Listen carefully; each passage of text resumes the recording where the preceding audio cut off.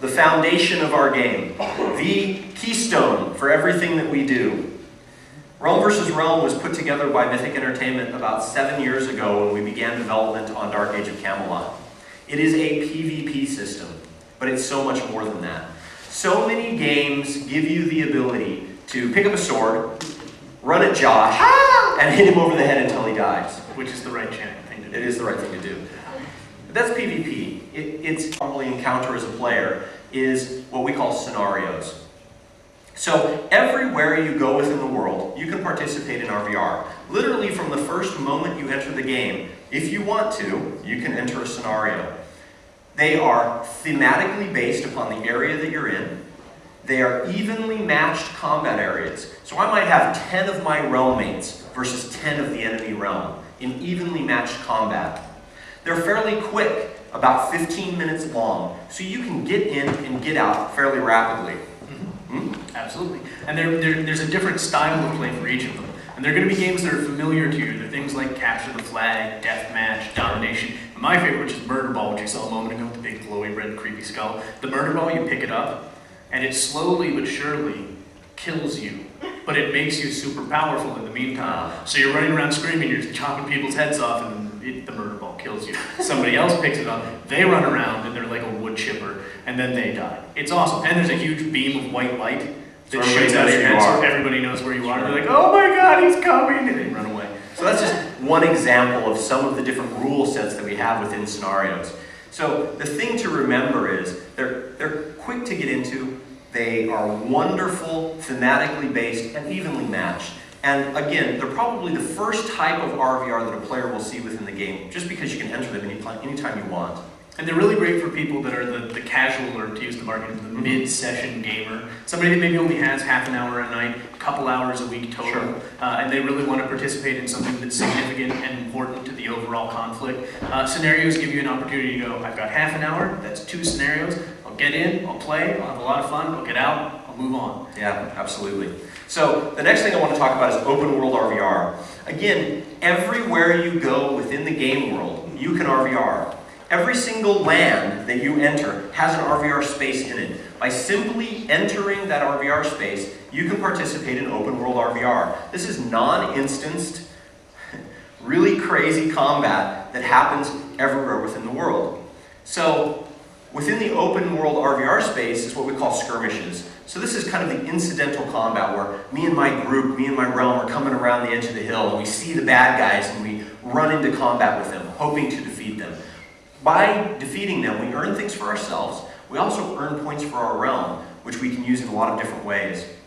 Also within the skirmish areas are what we call battlefield objectives. So these are things that you can fight over. Things like chaos portals or magical obelisks. Things that help to gain points for you and your realm, and also to help you dominate the land around them.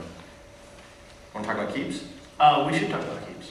So the next thing I want to talk about is keeps. This is something that we did in Dark Age of Camelot that we had massive success with. These are giant castles, dotted throughout the land. Places that you can go to and capture and own for yourself and for your realm. They truly help to dominate all of the land around you. But your enemy wants them also. He can bring his siege weapons to bear, bringing his catapults and his ballista, his hell cannons, his trebuchets, his orgopults. His boiling oil that I dump on Jeff's head when he rolls up with a battering ram. I don't think so. My battering ram was a cover on it. It was until we lit it on fire or whatever. We had a thing. So, what these keeps actually provide is obviously a couple of things. One, it's a focal point for open world RVR. Absolutely. It's a location that you know that you want to target it, you want to take it, you want to control it. As a guild, you can actually go ahead and take over a keep, defend that keep yourselves, and earn additional privileges for your guild that we'll touch on shortly. But then also, it's a major target for your enemies to come in. Obviously, you're given a strategic advantage by being inside of a giant fortification, but it's an excuse, obviously, then to roll out the big scary weapons that Jeff was talking about. The orgopults, the catapults, the dwarfapults. So let's talk about siege and how siege works in the game. So siege warfare, again, is all about bringing these massive weapons of war out and against your enemy. And they're thematically based upon your race. Like, you have the orcopult. Each race has specific types of battering rams. So where a dwarf might actually have a big battering ram with a cool metal sheath on the end that he can ram into the doors, the orcs might not have a battering ram. They might just bring out a big troll and whip him while he beats the door down for them. These pieces of siege equipment are not only usable on keeps, but they're actually usable on capital cities also. As we said earlier, your capital cities become the thing that your players want. This is actually destruction players running through the streets of Altdorf after they have brought their siege engines to bear against Altdorf itself, knocking down the gates of Altdorf, running through the streets, Burning things.